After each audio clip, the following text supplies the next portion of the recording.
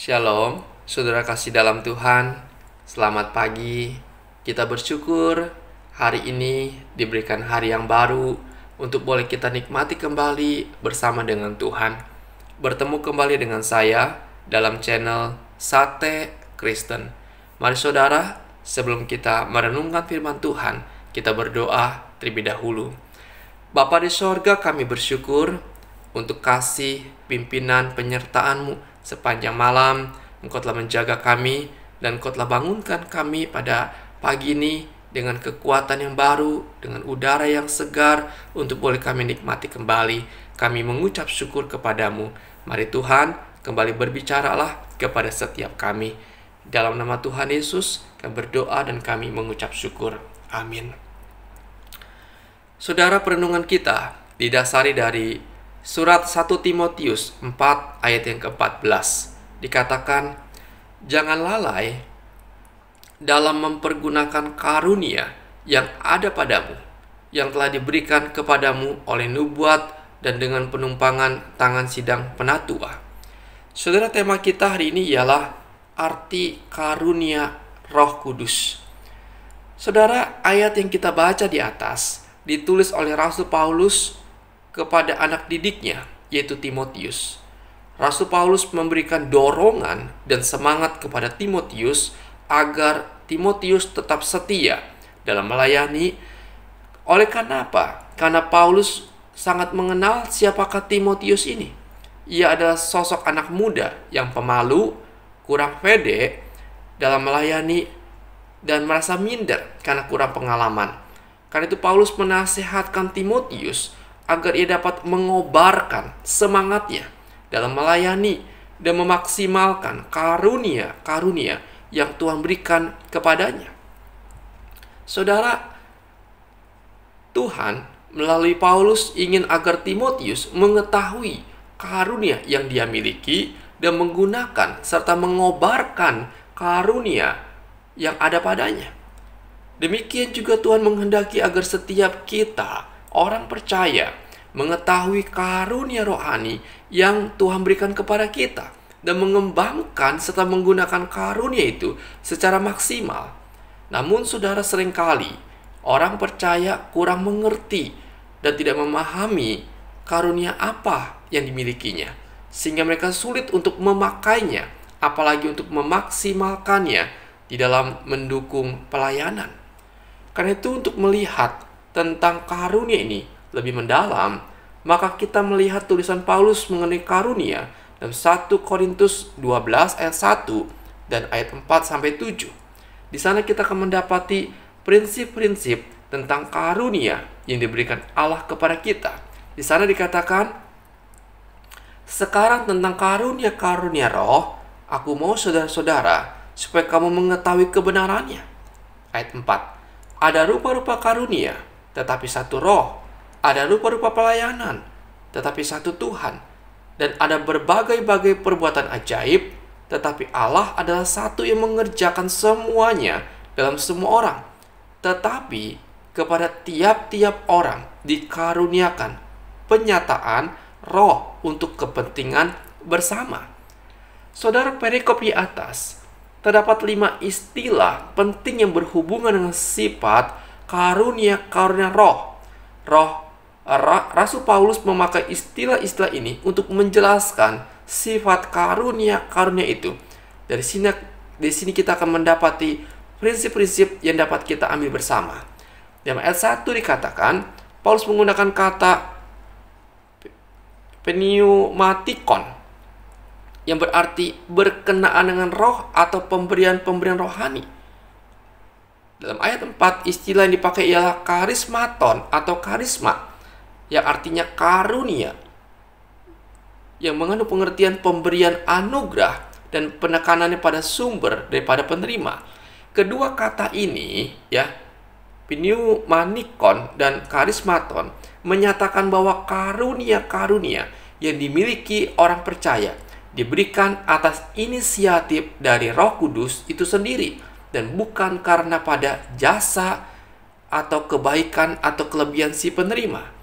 Di sini kita juga melihat bahwa karunia ini bukan diberikan oleh pendeta, penginjil atau pengkhotbah, tetapi oleh Roh Allah sendiri menurut kehendaknya, sehingga kita tidak dapat menentukan karunia yang mana yang kita ingini.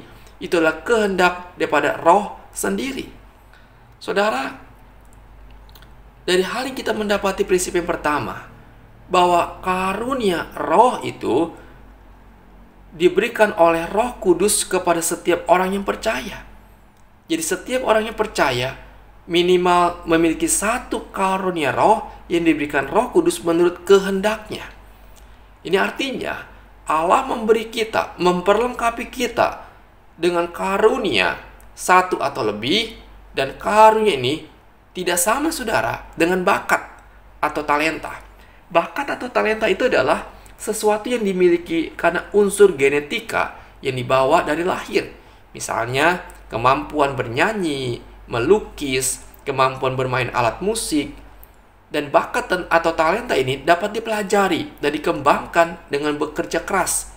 Dapat diperoleh oleh siapa saja, bersifat umum. Itu namanya anugerah umum. Dapat dimiliki orang percaya maupun tidak. Sementara karunia rohani adalah sesuatu kemampuan rohani yang diberikan kepada orang percaya setelah ia lahir baru dengan menerima Kristus sebagai Tuhan dan Juru Selamatnya, dan itu merupakan pemberian Roh Kudus kepadanya. Jadi karunia Roh Kudus bukanlah kecakapan insani yang kita warisi dari orang tua kita atau kita pelajari.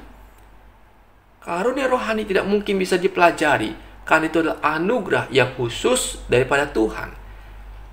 Karena itu di dalam 1 Korintus 12 ayat 8 dikatakan, sebab kepada yang seorang Roh memberikan karunia untuk berkata-kata dengan hikmat, dan kepada yang lain Roh yang sama memberikan karunia berkata-kata dengan pengetahuan.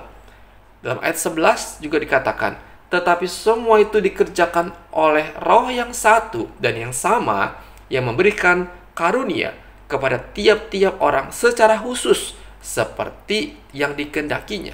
Ini artinya Roh Kudus mempunyai satu pekerjaan istimewa terhadap orang percaya, dan pekerjaannya memberikan atau memperlengkapi karunia-karunia kepada setiap orang percaya sebagai tubuh Kristus.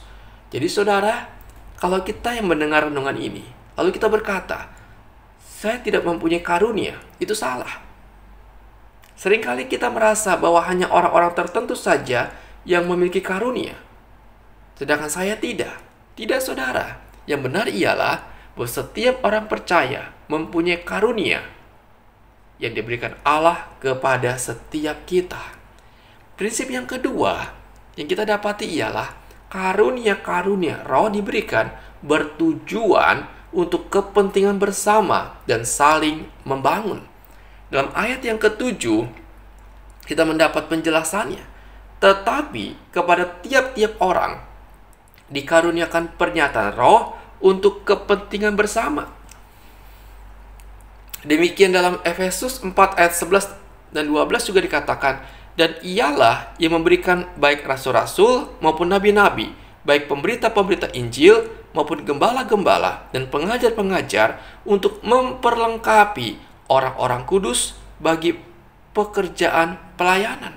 Dengan kata lain, kita harus menyadari bahwa karunia yang Allah berikan bersifat membangun, bersifat positif untuk kepentingan umat dan gereja Tuhan, bukan bersifat untuk merusak atau berfokus kepada diri kita pribadi, apalagi memecah belah gereja, tapi sebaliknya untuk memperlengkapi kita sebagai tubuh Kristus.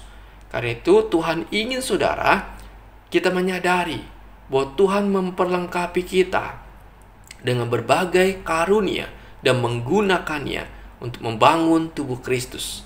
Seperti pesan Paulus kepada Timotius, karena itu kuperingatkan engkau untuk mengobarkan karunia Allah yang ada padamu. Saudara, apa yang Tuhan mau untuk kita lakukan? Jangan kita hanya duduk dan diam, tetapi kita bersyukur atas karunia yang Tuhan berikan. Kenali karunia yang saudara miliki dan maksimalkan. gunakan karunia tersebut untuk membangun tubuh Kristus atau gereja Tuhan. Terima kasih saudara, kita bersyukur kepada Tuhan karena Tuhan mau memperlengkapi kita dan mau memakai kita menjadi rekan sekerjanya. Minta hikmat kepada Tuhan untuk mengenali karunia-karunia yang Tuhan berikan kepada setiap kita. Kiranya renungan ini boleh memperlengkapi dan memberkati saudara sekalian. Amin. Tuhan, terima kasih. Engkau sudah selamatkan kami dan Engkau juga memperlengkapi kami dengan karunia untuk kami pakai di dalam pelayanan, untuk saling melengkapi sebagai tubuh Kristus. Tuhan, tolong setiap kami, berikan kami keberanian, berikan kami hikmat ya Tuhan, untuk kami boleh melangkah Tuhan, menggunakan karunia dengan bijaksana. Terima kasih Bapa, kami bersyukur kepadamu. Kami serahkan Tuhan kehidupan kami sepanjang hari ini hanya dalam tangan Tuhan. Biar Tuhan boleh menyertai setiap kami, menolong setiap kami. Beban, pergumulan, sakit penyakit kami pun kami bawa dalam tangan Tuhan. Tuhan, tolonglah kami bergumul dengan sakit kanker paru-paru kami. Tuhan juga tolong Engkau yang boleh menjamah kami Tuhan, memulihkan keadaan kami. Kemoterapi yang kami jalani, Tuhan tolong kami, berikan kami kekuatan, berikan kami kesabaran. Kami sedang sakit kanker darah ya Tuhan, Kau juga tolong kami. Tuhan, Kau yang boleh menolong, memulihkan, menyatakan kuasa bagi kami. Tuhan tolong, kami sedang sakit infeksi di telinga kami. Tuhan tolong kami juga, Engkau boleh melawat kami, menjamah kami, menyembuhkan akan infeksi ini Tuhan. Oh Tuhan tolong kami juga Tuhan yang sedang isolasi di rumah karena terkena virus corona. Berikan kami pemulihan, berikan kami daya tahan tubuh yang baik, berikan kami pertolongan-Mu. Tuhan, kami bawa pergumulan kami dalam tangan-Mu saja. Terima kasih Tuhan, kami sungguh bersyukur punya Allah seperti Engkau yang bersama dengan kami. Bapa, ini doa kami yang kami panjatkan hanya di dalam nama Tuhan Yesus. Amin. Selamat pagi saudara, selamat beraktivitas, dan Tuhan Yesus memberkati saudara sekalian.